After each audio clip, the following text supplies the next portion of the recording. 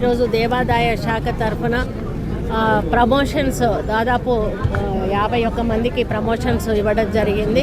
అంటే వాళ్ళందరూ కూడా దశాబ్దాల తరబడి 20 ఏళ్ళు 30 ఏళ్ళ నుంచి కూడా ప్రమోషన్ల కోసం ఎదురు చూస్తూ ఉన్నారు. చాలామంది రిటైర్మెంట్కు దగ్గరలో నెలల తేడాలోనే రిటైర్మెంట్కు దగ్గరలో ఉన్న వాళ్ళకి ఈరోజు మేము ఈవోలుగా ప్రమోషన్ ఇవ్వడం చాలా హ్యాపీగా ఉంది. వాళ్ళు అనుకున్నారు అసలు మేము ఈవోగా రిటైర్ అవుతామా కామా అనేటువంటి ఒక సందిగ్ధంలో బాధలో వాళ్ళు ఉన్న సమయంలో మరి మేము మా డిపార్ట్మెంట్ కమిషనర్ గారు అయితేమి సెక్రటరీ గారు అయితేమి ఏసీలు అయితేనేమి ప్రతి ఒక్కరూ కూడా చాలా పట్టుదలతోటి ఈ ఫైల్ అంతా కూడా మూవ్ చేసి ఈరోజు వాళ్ళ చేతికి ఆర్డర్స్ ఇవ్వడం జరిగింది.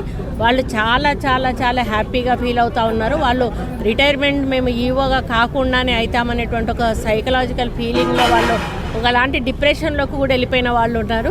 ఈరోజు వాళ్ళు ఎంతో సంతోషంగా ఆర్డర్స్ తీసుకోవడం మాకు కూడా హ్యాపీగా అనిపించింది. వాళ్ళకు దిశానిర్దేశం కూడా చేయడం జరిగింది, మీ డ్యూటీస్ బాగా చేయాలని చెప్పి. కాబట్టి దేవాదాయ శాఖకు మంచి పేరు తెస్తారని వాళ్ళు ఆశిస్తూ ఈరోజు వాళ్ళందరికీ కూడా అభినందనలు తెలియజేసుకుంటూ సెలవు కమిటీ చేసి వాళ్ళ ద్వారా మాకు రిపోర్ట్ తెప్పించుకొని ఏదైతే ఎంక్రోచర్స్ ఉన్నారో ఏ విధంగా వాటిని మనం చేజిక్కించుకోవాలి. కొన్ని మనకు దాంట్లో కూడా ఇక్కడ కోర్టులో కూడా పెండింగ్ ఉన్నటువంటి కూడా చాలా రోజుల తరబడి ఉంటా ఉన్నాయి. దాన్ని కూడా ఏం చేయాలి ఇవన్నీ కూడా ఒక స్టడీ చేసి ఒక రిపోర్ట్ తెప్పించుకొని దాని మీద తప్పనిసరిగా చర్యలు తీసుకోవాలి. లేదు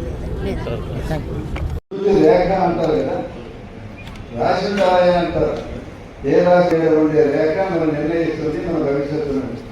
ఆ రేఖ ఏదో సురేఖలు మనం